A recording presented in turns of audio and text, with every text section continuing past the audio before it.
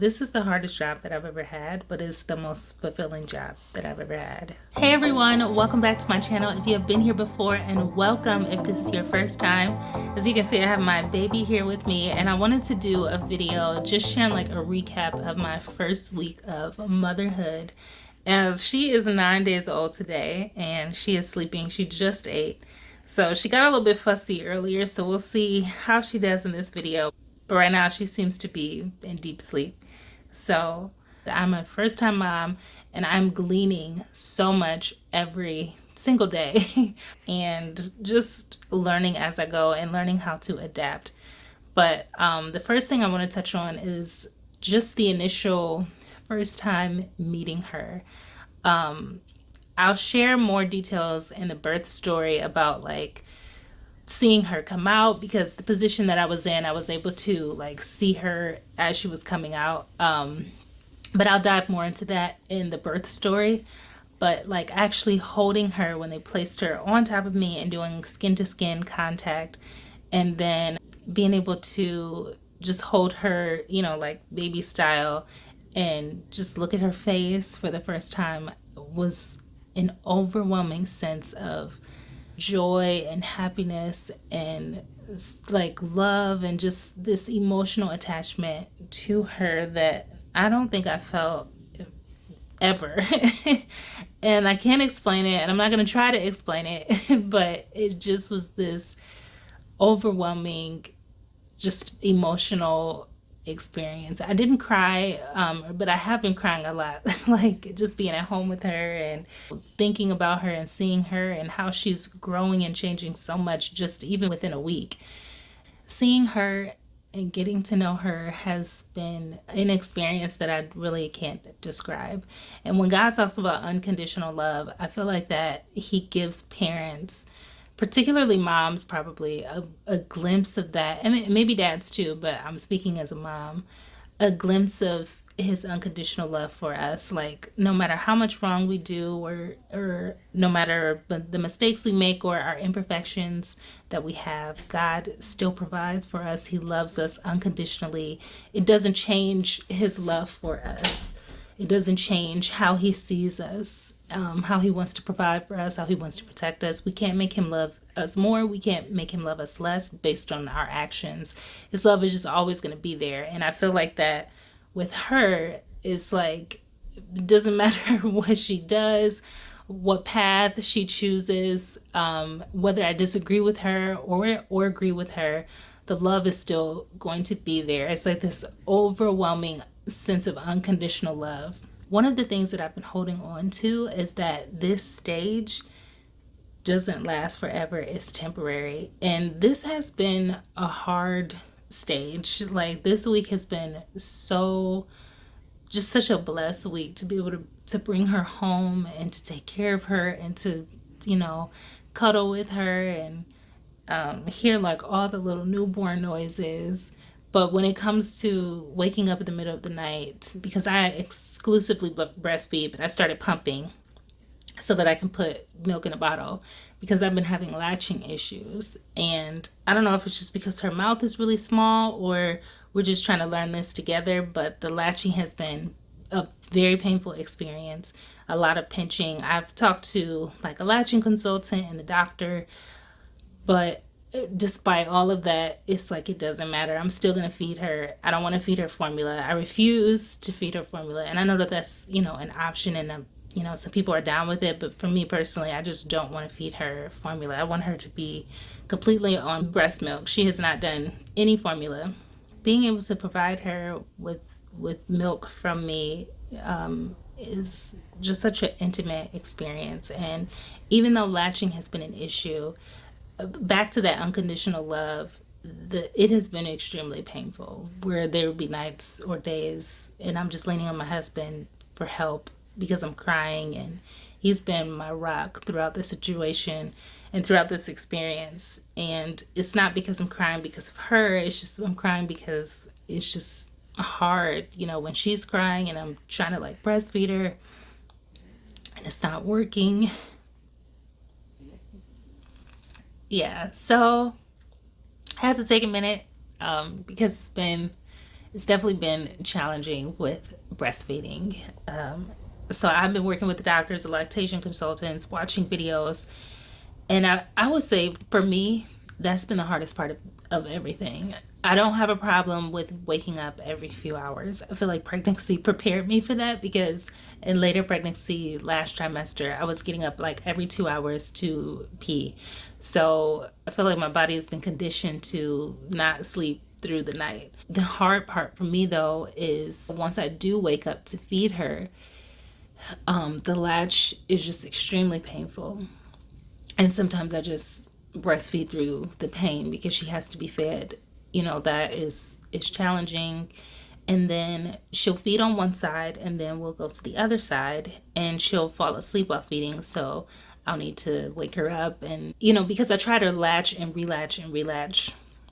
And sometimes the breastfeeding can take maybe an hour and a half, 2 hours. In a perfect world, you breastfeed a baby 15 minutes on one breast and 15 minutes on the other breast, but we don't live in a perfect world.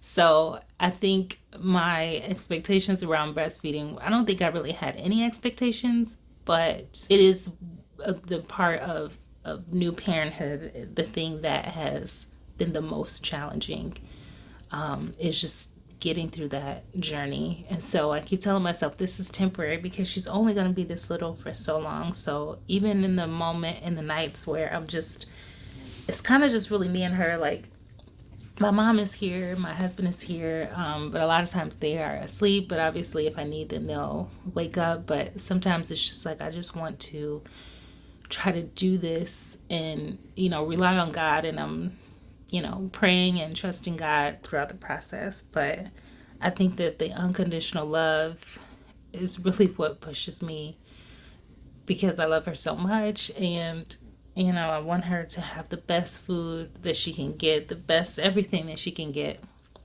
And so it's like, it doesn't matter. The pain is there, but I mean, but I will say pumping does help. I have been pumping more lately and feeding her on the bottle, but I prefer to actually not feed her on the bottle. I prefer to, exclusively breastfeed. And so if I'm able to do that, I definitely will. Just to continue to also try to take care of myself, I've been pumping because that isn't painful. And so I'll give her the bottle and like have those ready. And I feel like that pumping though was actually more work than breastfeeding because you have to, sterilize bottles and warm them up and store them. But I guess if you have like a little system in place, it starts to get easier. So I'm trying to build a system, but then I'm also still like not giving up on breastfeeding totally because I think that it's better for her, it's better for me, our bond is better.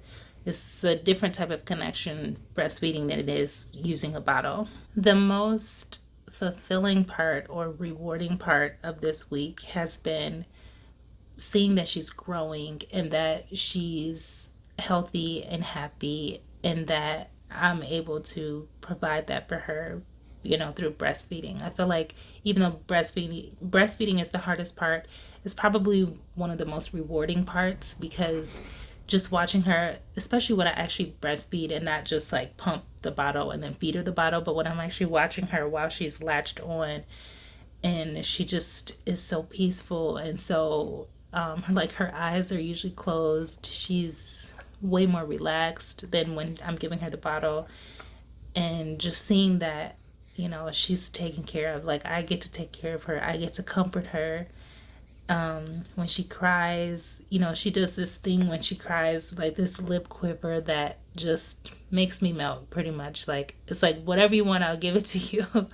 And knowing that I can soothe her and make her feel better, whether it's breast milk or like actually breastfeeding her from the breast or, rubbing her, patting her and holding her, is probably the most fulfilling. And then when we go to the doctor's checkup, to know that like she's on track with her weight, she has the right amount of poopy diapers, she has the right amount of wet diapers, like knowing that we're meeting those milestones because of the sacrifices that I get to make for her is the most rewarding for me.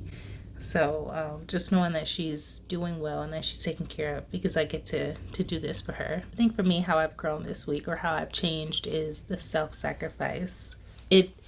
This sacrifice has allowed me to rely on God in a way that I have not relied on him before, just because I'm exhausted, like physically, emotionally, just like if she's not latching properly, and if I'm like in a lot of pain and like I'm trying to fight through it, and maybe don't have time to pump because she's like hungry and crying, and I'm feeling bad that I'm struggling, and but just pushing through no matter what and relying on God and trusting him. And then the reward at the end of her being well fed and being content and being happy and at peace and relaxed and soothed, it's worth it. It's worth it. And I don't think I've sacrificed in a way like this before. The reward is so great. That's how I've been growing. The most fun part is her little facial expressions that she makes when we're like trying to burp her, or just seeing like if she's just laying down in the bassinet and maybe not asleep and not crying, but just kind of like looking around and making all the little baby noises and holding her and just really looking at her. It's just really fun just to watch her. It's like I can't take my eyes off of her. Just like I love looking at her. So yeah, that has been my first week of momhood. I love it so much. I can't even describe a lot of the things that I feel and that I'm saying, but having a family here to help has been tremendous. And having like our church does a meal train for us every other day, so we have dinner, and it's been such a blessing. It's been so helpful. But I think that the thing that I like the best is just being with her. It's just my favorite part. Just looking at her, kissing her cheeks, and just seeing how much she's changing, listening to all the sounds that she makes, and just thinking about her future and the things that maybe she might want to do and how I can support her. And the experience has just been very emotional for me. Like even thinking about her being a grandma, like I know that's like way far off. And she's born in 2025, and my husband and I were talking like she potentially can see the 22nd century, 2100. And it's just wild to think about, because she'd be like 75. And just thinking about things like that and just getting emotional and thinking about like her future, and then also thinking about now, and how she's so tiny, is a very incredible, very selfless experience so far. Even though I prioritize to try to take care of myself, making sure taking showers and stuff, because it can easily slip by you, because you're so focused on baby, and there's such a demand that the baby pulls on you as a mom. But so I do try to prioritize, and having family here helps me to prioritize, like making sure that I'm taking care of myself, so that I can have somebody watch her while I go take a shower and clean my face and have like my little routine. That's one of the reasons why I put my hair in braids, so that I don't have to worry about myself as much. But I believe that the selflessness that you show as a mom, or for me that I show, is really powered by love. And that love can only come from God.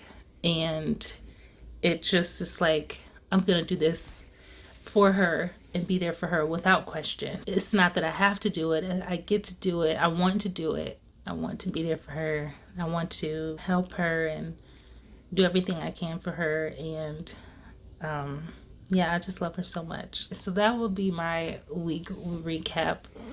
So thanks so much, guys, for watching this video. Be sure to like, comment, and subscribe. And don't forget to click the notification bell so that you don't miss future videos. And I'll see you in the next one. Bye.